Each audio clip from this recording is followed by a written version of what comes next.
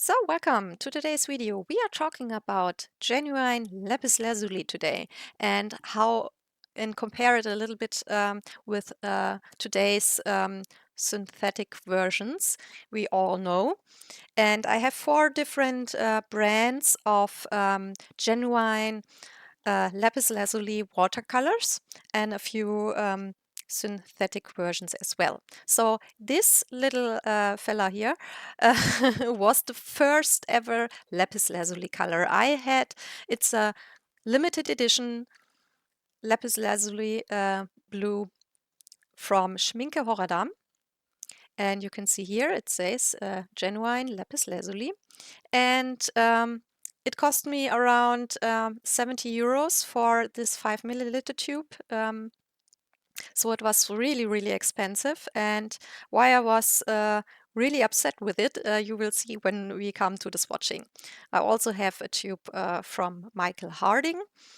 And one of the pans is from someone handmade, and the other is from Gallo, which is also a handmade watercolor. But I think this is a lot of you may know the company. I mean.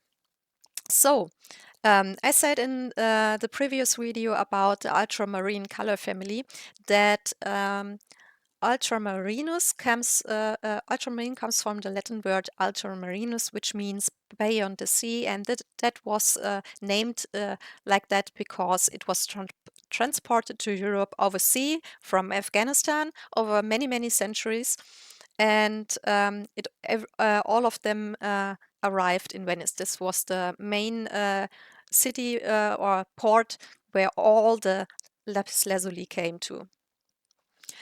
Lapislazuli or ultramarine blue was the finest and most expensive blue used in the Renaissance, and that is a reason why they used it mainly for very special occasions, and mostly it was used for the robes of the Virgin Mary. The blue part of the lapislazuli is a mineral called lazurite, and I'm sorry for everyone who can talk Farsi. I will probably butcher this. Please correct me if you know how to pronounce it correctly, because lazurite or lazurite is a word that comes from Farsi or Persian word named lazvat, which means sky blue or blue. And it's a mineral from the silicate and I don't know the English word in German. It's germanate, germinate. I don't know how to pronounce it in English or translate it. I'm sorry. And it's sodium, calcium, aluminium silicate with sulfur ions. And I think the sulfur ions are probably that part which creates the maybe, I'm not sure, in the synthetic process, the ultramarine yellow part. So other names when you are reading articles or older stuff, then you will find also the name azurum, ultramarine, azurum transmarinum, or lazurite, or lazur stone, or lazurite stone, something like that. So it had many names. So the first one I'm swatching here is the ultramarine finest from Schminke. It is a super finely ground ultramarine, which has practically no granulation, or the granulation is so subtle that you really can't really see it very well. And in the next box, I will swatch firstly the classic ultramarine from Company Core and an ultramarine light from Shinhan PWC, because even in the synthetic versions we have different versions of ultramarine blue. So I wanted to include that all of them here, and also that we can really have a good comparison between the original lapislazuli and the synthetic ultramarine we are using mostly today. The oldest notes of the use of lapislazuli as a pigment can be seen in 6th and 7th century AD paintings in old Persian religion called Zoroastrian, and also in Buddhist cave temples. And there were in Afghanistan, found in Afghanistan near the most famous source of lapis lazuli. We can also see it in old Chinese paintings from the 11th and 12th century, as well as Anglo-Saxons and Norman illuminate manuscripts from circa 1180. Many of us know probably lapis lazuli also as a gemstone used in jewelry, and probably all of us have seen this in photos from the famous mask of Tutankhamun. There was used a lot of lapis lazuli, and ancient Egypt used it as a gemstone for jewelry, or like in the mask of Tutankhamun, a lot. It has had a very special place in the culture, but there's no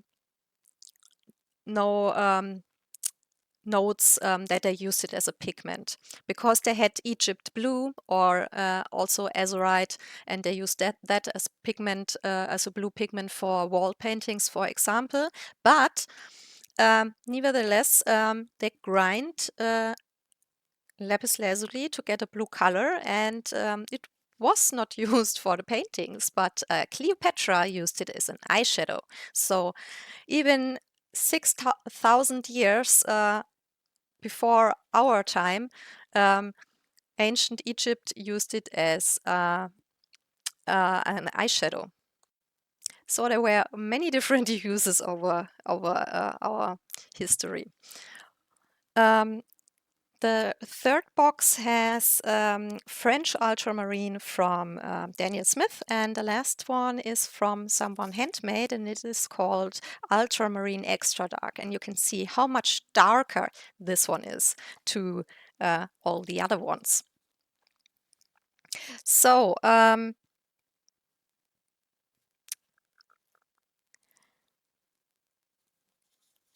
just have to look at my notes again. There's no record of the use from lapis lazuli as a pigment in ancient Greek or Rome, and that is mainly because they used as well the Egyptian blue, like the Egyptians.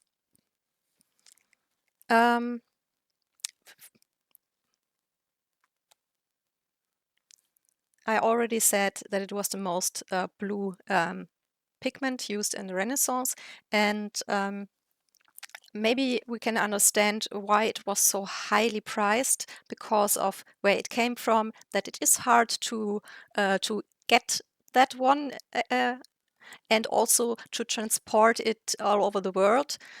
From Afghanistan to Europe, it was a really, really long and hard way for people at that time. So that was one part why it was so highly priced. The other part is the lapis lazuli isn't just pure lazurite. So it has other parts which are not lazurite, and when you grind the stone, then you firstly get a more grayish blue, and you have to wash out the blue particles.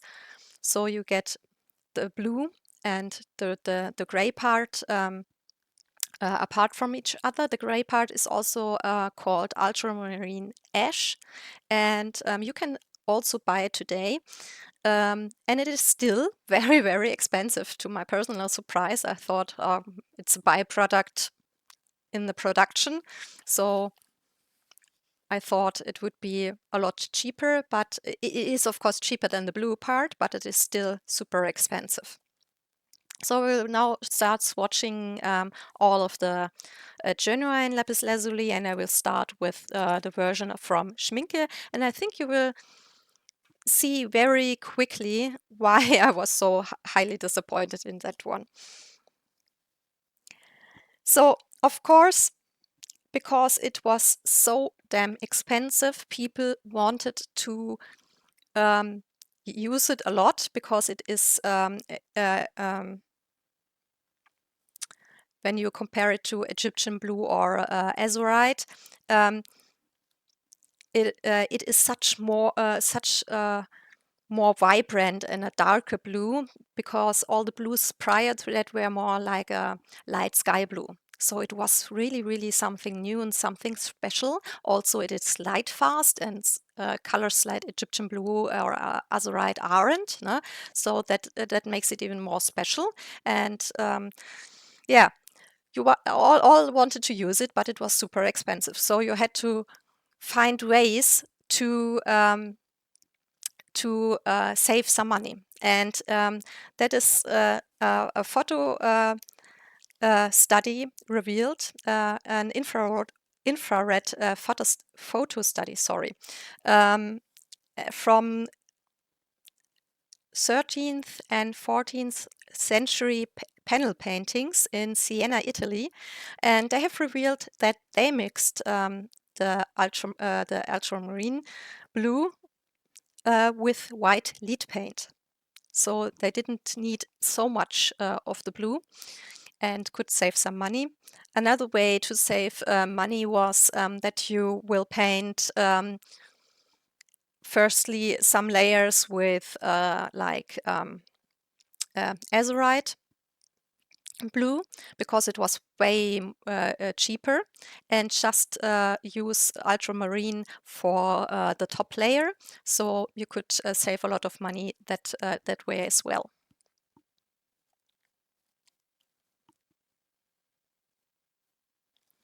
15th century artist, and I'm sorry if I pronounced the name non-correctly, Cennino Cennini said, "Ultramarine blue is a glorious, lovely, and absolute perfect pigment beyond all pigments. It would not be possible to say anything about or do anything to it which would not make it so more so."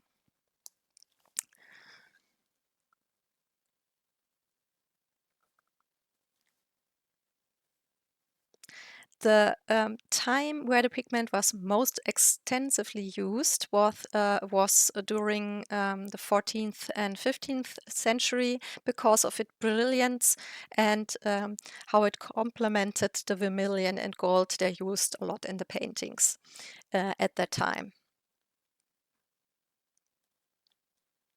And one very famous obsessed user was Vermeer. And I think most of us know the painting, the girl with a pearl earring, and there you can see a very big part he painted on the head with the ultramarine blue, and it was said that Vermeer was really totally obsessed with the blue. He used it a lot in many of his paintings, and that broke him financially very much. So he had a lot of children, and was really dependent that people bought his art or gave him an order to do a painting for them. Of course, artists at that time didn't earn a lot of money to begin with, and like I said, he was really highly obsessed with the color, so he used it a lot, and yeah, it broke him very much on the financial part.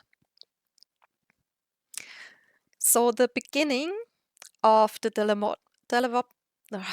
Damn it, today is not my day with talking again. I'm really, really sorry about that.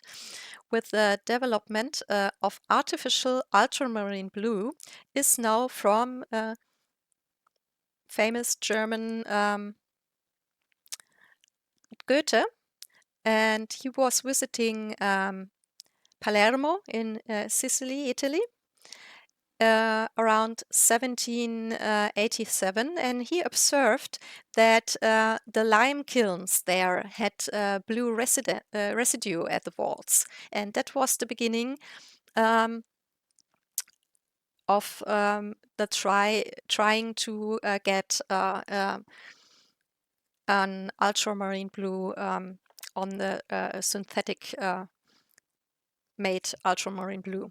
So it wouldn't be any more dependent on the Lapislazuli genuine. But it took some more decades before someone really invented the synthetic version. Oh, sorry, the really dark one I swatched just now was from the same handmade person, which has made also the ultramarine dark. And this is by far my most dark lapis lazuli I have. The other two versions I'm now swatching a Gallo, and the last one will be Michael Harding, are a lot lighter in their hue than the handmade one. And you can see perfectly now when you compare the handmade one to the Schminke version, why I was so utterly disappointed. I mean, I don't know what they did, if they used such a low quality on lapis lazuli, or they just put in 90% binder and just like 10% pigment or so, because you barely see any blue. And you have seen, I've swatched it over and over again, to even get at least a little bit of the blue particles. So I don't know, but yeah, I personally really, really love Schminke. It was my first watercolor brand I ever used. I got my first tin with around 10 years, and I've used it for nearly 30 years. So I'm a big lover of Schminke colors, but this one really, they didn't a good job. So 1826, and I'm sorry if I butcher the name again, Jean-Baptiste Gumet got a prize of making artificial ultramarine. He was the first one to discover a way to create this color artificially. But Mr. Gumet didn't want to share his recipe with the world, so he kept it all for himself. So the world had a way to make artificial ultramarine blue, but couldn't do it because he didn't want to share it. But to his bad luck, I don't know how to say this one. It's a German saying. I don't know how to pronounce it in or say it in English. 2 years after he got the prize for inventing synthetic ultramarine blue, a German chemistry professor with the name Christian Kmelin from Tübingen today it is located in Baden-Württemberg. It's in the southern side of Germany. Published his process of how to produce artificial ultramarine. And so he became the originator of the artificial ultramarine industry. And yeah, when we are talking now of the start on inventing of synthetic ultramarine, mostly we do it in use Christian Kmelin as the father of the ultramarine production. And because Mr. Gumet didn't want to share his recipe, maybe he was really upset about it afterwards, but I don't know. Yeah, and in the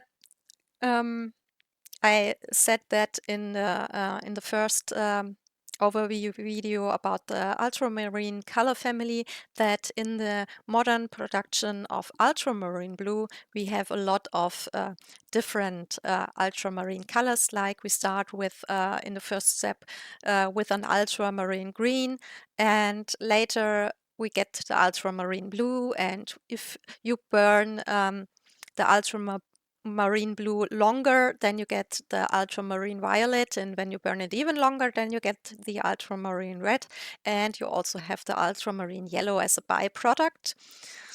I think it is in the step between the green and the blue, where you wash out the yellow parts, and that's the reason why we are have the yellow separate.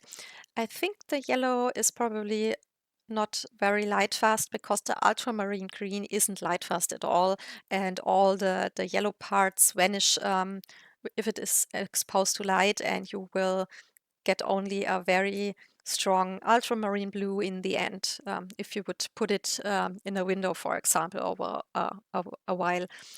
If you want to see a picture of that one, I can recommend again Kimberly Crick's blog, because she has swatched the ultramarine green. I have as well, and she have done one of her famous light fastness test over a very long time, and she has photos on her blog for that.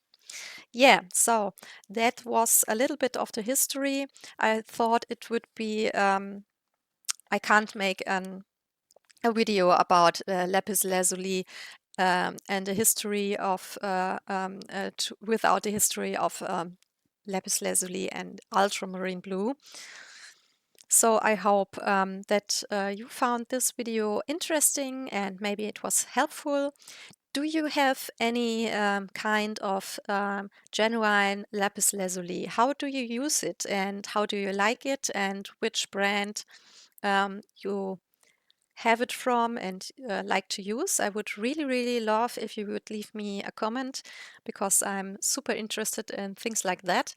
Also, I'm mainly a watercolor artist, so I'm not using acrylics or oil paints. But if you are using acrylic and oil and maybe have an ultramarine, a genuine lapislazuli color and use it or like to use it, then please leave me a comment as well, because I'm super interested in everything pigment related. So yeah, I'm a little bit pigment nerdy. Yeah, like I said, I hope you enjoyed the video and that it was very informative and helpful for you. And would very appreciate a thumbs up or a follow if you don't want to miss any of the other videos coming up for the ultramarine family, as well as other videos about other color families we will do in the future, or other videos like, for example, product reviews and a comparison, like I did, for example, a comparison for between my nearly 30-year-old Schminke Academy colors versus newer ones I bought last year. So just wanted to do a close-up so you can see the colors better. The reason why you don't see a lot of granulation is because of the very smooth paper. You see at least the granulation in the genuine ones very well. So the granulator would say a lot more than the synthetic versions we have today. And you can see how much darker this one is in comparison to the other ones, and how much darker also the ultramarine extra dark is. That's really, really something special, I think, because most brands don't offer an ultramarine that dark. Yeah, like I said, I really, really hope this video was helpful for you.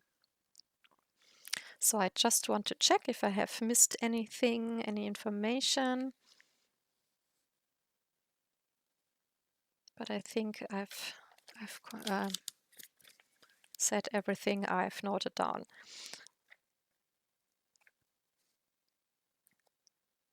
Yeah, it was a lot of work to do the research about all of that. I don't know how many days I've holed up in articles from all over the world about how to is the ultramarine is made today. I really read chemical articles as well as a lot of history stuff. But yeah, I really love to do it, and I like to do it even more when I know that some of you will watch the video and find it helpful and informative and things like that. Yeah, so like I said, thank you very, very much for watching, and I wish you a wonderful day, and I hopefully see you soon in some of my other videos. Bye bye, and take please good care of yourselves.